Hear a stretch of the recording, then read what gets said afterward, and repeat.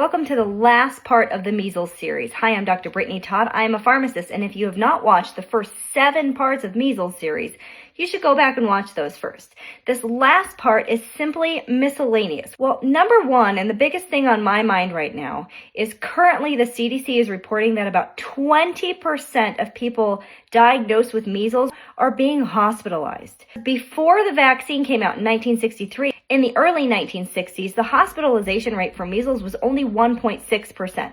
So what in the world has changed that now makes the hospitalization rate 20%? Well, I have a few theories. Number one is I think providers don't even know how to treat measles. We have vitamin A, we have vitamin C, we have vitamin D, hydration. Most of those are ignored and thought of as voodoo science. They're not. They're actually good recommendations that the World Health Organization recommends and have good data backing them up to reduce severity and mortality of the disease, especially with vitamin A. Number two, I wonder if because we have all been vaccinated from previous generation, we are passing on subpar antibodies to our children. So unvaccinated children are not getting the good real antibodies that their parents had from measles. They're getting a vaccine strain antibody and may not be allowing their immune system to respond to that measles virus as strongly as they would if they had had natural antibodies from their moms. And number three, are our children just more susceptible to disease now?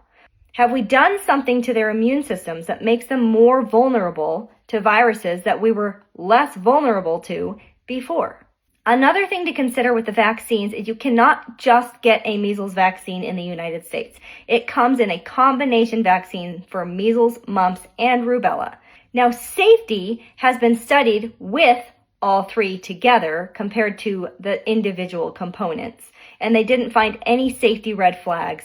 Another thing to consider is the measles virus is a live vaccine, and a lot of people ask me, does that mean it increases the risk of shedding? And the short answer is yes. They have found that the virus can hang out in your nasal passages for up to 29 days after vaccination. Now, they did find that the viral load is very low, so the risk of spreading due to shedding of the virus is very low, but not impossible. And the last thing I would say about MMR is more of an ethical side, and I know not everybody cares about this piece of it, but I do, and I know a lot of my followers do too. All MMR vaccines approved on the childhood schedule were produced using aborted fetal tissue.